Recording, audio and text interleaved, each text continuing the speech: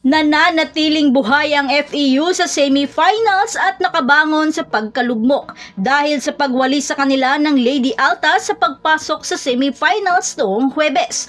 Kaya sa kanilang Game 3 winner take all, masusubukan na naman ang katatagan ng mga Lady Tamaraw. Ano kayang adjustment na naman ang kailangang gawin ng FEU?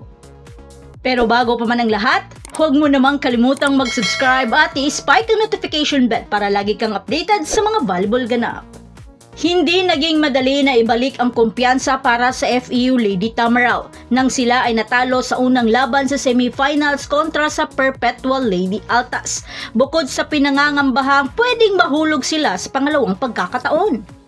Gayunpaman, tinalo pa rin ng Far Eastern University ang University of Perpetual Health System Delta sa 4 na sets sa score na 23-25, 25-23, 25-17 at 25-13 para palawigin ang kanilang 2023 V-League Collegiate Challenge Semifinal Series.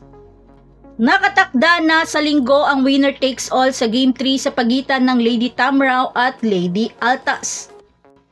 Hindi naging madali sa FEU ang unang set nang masungkit sa kanila ang pagkakataong maipanalo ito. Nagkaroon ng mahigpit na tunggalian na nagawa pa nilang maitabla sa 20-all. Pero sa di inaasahang pagkakataon ay unti-unting nagkapatong-patong ang kanilang mga unforced errors sa bandang dulo ng laban.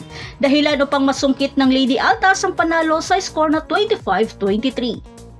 Pero sa second set, bagamat naunahan man nilang lamangan ang Perpetual, pero biglang humabol ang Lady Altas at natambakan na naman ng mga errors ang Lady Tamaraw, dahilan upang mahabol sila sa 21-all. Nang ipasok si Eliarina at Galo, nakakuha ng pagkakataon ang Lady Altas na maging agresibo sa kanilang mga atake, dahilan upang maitabla ni Dapol sa 22-all sa isang off-the-block hit. Pero nang ipasok muli sina Ubalde at Bacangque ay naitabla ni Tin Ubaldo sa isang 1-2 play sa score na 23-all.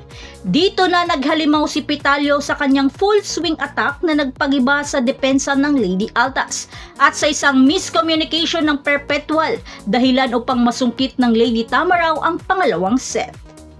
Kaya sa third at fourth set, di nagpatumpik-tumpik pa ang FEU na karnihin ang Lady Altas at makuha ng persahang itabla ang record sa semifinals.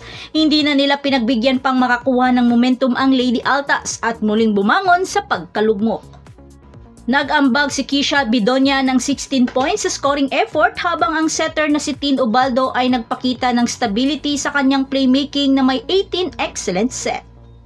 Sa pagkakataong ito, makakaya na kayang masungkit muli ng FEU ang panalo? Pero para makuha nila ulit ito, kailangan lang talagang magbawas ng FEU sa errors. On the go na sila for finals. So that's it. Thanks for supporting this channel and please don't forget to like and subscribe and spike the notification bell para lagi kang updated sa mga volleyball ganap. And thanks for watching.